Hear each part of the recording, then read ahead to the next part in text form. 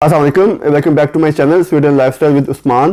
पिछली वीडियो में मैंने आपको बताया था कि जब आप इथोपिया जाएंगे स्वीडिश एम्बेसी में तो आपसे इंटरव्यू में क्या क्या क्वेश्चंस हो सकते हैं। उसका लिंक मैं आपको ऊपर यहाँ पे दे देता हूँ। इस वीडियो में मैं आपको कुछ मजीद टिप्स दूंगा और जो मजीद इन्फॉर्मेशन मुझे मिली है वो मैं आपके साथ शेयर करूंगा, जिसको be very useful for you. जो लोग मेरे चैनल पर नए हैं वो लाजमी सब्सक्राइब कर दें। तो चलते हैं आज की वीडियो की तरफ। पिछली वीडियो में मैंने आपको बताया था कि अगर आप एयरपोर्ट से अपनी करेंसी एक्सचेंज करवाते हैं तो आपको कम पैसे मिलेंगे और बेहतर है कि आप बेसिकली बाजार जाएं और वहां से करेंसी एक्सचेंज करवा लें। अगर आप एयरपोर्ट से करेंसी एक्सचेंज करवाते हैं then you will get 54 birr for $1। आपको 54 बीर मिलेंगे, लेकिन अगर आप यही $1 बाजार लेके जाएंगे तो वहां पे आपको 90 बीर तक मिल सकते हैं। अच्छा, अगर आप एयरपोर्ट पे करेंसी एक्सचेंज करवाते हैं तो it is secure compare to कि अगर बाजार से करेंसी एक्सचेंज करवाते हैं। कुछ लोग आपको होटल में भी करेंसी एक्सचेंज करके दे जाते हैं। दूसरी चीज ये है कि अगर आपने अपॉइंटमेंट 1-2 महीने बाद की लेनी है, लेकिन आप ईमेल में उनको लिख देते हैं कि मुझे अपॉइंटमेंट लेट्स से सितंबर और अक्टूबर की चाहिए, they will not contact you until then. वो आपको सितंबर या अक्टूबर में ही कांटेक्ट करेंगे।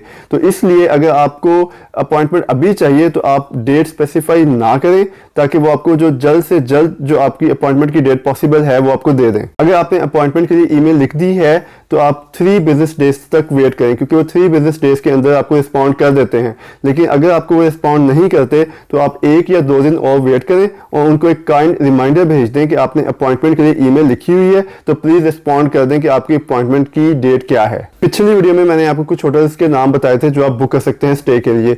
इसके अलावा जो मोनार्क पार्क व्यू होटल है वो अच्छा भी है और सस्ता भी है, तो do consider that as well.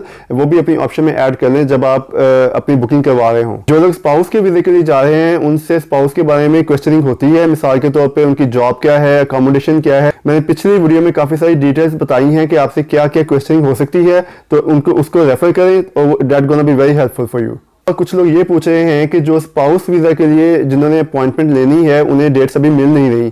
उसकी वजह बेसिकली ये है कि जो फॉल सेमेस्टर है वो स्टार्ट होने वाला है स्टूडेंट्स के लिए, इसीलिए जो एम्बेसी है वो स्टूडेंट्स को ज़्यादा एंटरटेन कर रही है जो फॉल सेमेस्टर के लिए जिन्होंने अप्लाई करना है। उसके बाद वो स्पाउस वीज़ा के लिए लोगों को अपॉइंटमेंट देना शुरू करेंगे। लेकिन कुछ लोगों को मिल भी रही हैं, लेकिन ज़्यादातर वो जो स्टूडेंट्स हैं जिन्होंने फॉल के लिए अप्लाई किया हुआ है उनके लिए उनको वो एंटरटेन करने की कोशिश कर रहे हैं। पिछली वीडियो में मैंने आपको बताया था कि आप हलाल फूड का ऑप्शन भी अवेल कर सकते हैं होटल्स में, क्योंकि होटल्स में हलाल फूड भी अवेलेबल है। सब में नहीं है, कुछ में है। जो हलाल फूड है वो बेसिकली एक्सपेंसिव है। जब आप कॉस्ट एवेल्युएशन कर रहे हो तो आप ये देख लें कि जो वेजिटेरियन फूड है उसकी कितनी कॉस्ट है और जो हलाल फूड है उसकी कितनी कॉस्ट है, देन डिसाइड अकॉर्डिंगली। अगली जो चीज़ है वो ये है कि जब आप अपने होटल से एम्बेसी के लिए निकलें तो थोड़ा सा बफर रख के निकलें। अगर लेट्स से कि आधा घंटा लगेगा एम्बेसी पहुंचने में, तो आप तकरीबन 1 घंटा पहले निकलेंगे, कुछ इससे भी ज़्यादा। एम्बेसी के पास ही एक लाइब्रेरी है, आप वहाँ पर बैठें, स्नैक्स साथ लेके जाएँ, खाएँ पिएँ, आराम करें, थोड़ा रिलैक्स करें और बिल्कुल फ्रेश होके आप एम्बेसी जाएं, ताकि आपको रश ना करना पड़े। क्योंकि जब आप रश करते हैं तो एक तो अपना कॉन्फिडेंस लूज करते हैं और दूसरा आप कंफ्यूज भी हो जाते हैं। जो लोग स्टूडेंट वीज़ा के लिए अप्लाई कर रहे हैं वहां पे उनसे उनकी अकोमोडेशन के बारे में क्वेश्चन हो सकती है कि क्या आपने अपनी अकोमोडेशन अरेंज कर ली है और उसका एड्रेस क्या है। अच्छा, जिन लोगों ने तो अरेंज कर ली हुई है well and good, no problem. जिन लोगों को अभी अकोमोडेशन नहीं मिली है वो ये कर सकते हैं कि आपकी यूनिवर्सिटी जिस इलाके में है वहां में जो हाउसिंग की कंपनीज हैं उनसे कॉन्टेक्ट करें। वो बेसिकली उनका एक क्यू सिस्टम होता है, आप अपने आप को उस क्यू सिस्टम में एनरोल करें। कुछ की फीस होती है, कुछ की फीस नहीं होती है, लेकिन आप जितनी जल्दी एनरोल कर सकते हैं क्यू में करें। जितनी जल्दी आप एनरोल करेंगे उतनी जल्दी आपको अपार्टमेंट मिल जाएगा। आप वहां पर उनको कह सकते हैं कि मुझे शेयर्ड अकोमोडेशन चाहिए, या अगर आपको पूरा अपार्टमेंट चाहिए तो आप उन्हें बता दें कि मुझे स्टूडेंट अकोमोडेशन चाहिए। अच्छा, अगर आपसे क्वेश्चन होता है इंटरव्यू में, आप उन्हें बता दें कि मैंने इस हाउसिंग कंपनी में रजिस्टर करवाया हुआ है and you will get the response very quickly. इसके अलावा अगर आप ये चाहते हैं कि जो आपका स्वीडिश रेजिडेंस कार्ड है वो आपका स्वीडिश माइग्रेशन एजेंसी में कोई आपको जानने वाला स्वीडन में रिसीव कर ले, then you have to tell in the embassy at Ethiopia before biometrics आपका जो जानने वाला है वो स्वीडिश माइग्रेशन एजेंसी में रेजिडेंस कार्ड रिसीव कर लेगा।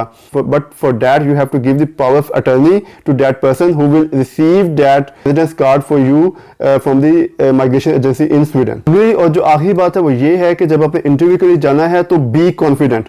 अपना कॉन्फिडेंस आपने लूज नहीं करना। अगर आपको एडमिशन मिला है तो आप basically you are eligible for the visa. और अगर आप स्पाउस वीजा के लिए अप्लाई कर रहे हैं तो ये आपका राइट है कि आप वहां जाएं अपने स्पाउस के पास। अगर आपको ये व्लॉग इंफॉर्मेटिव लगा है तो इस वीडियो को लाइक शेयर एंड सब्सक्राइब कर दें। देखते रहिए Sweden lifestyle with Usman. Allah Hafiz.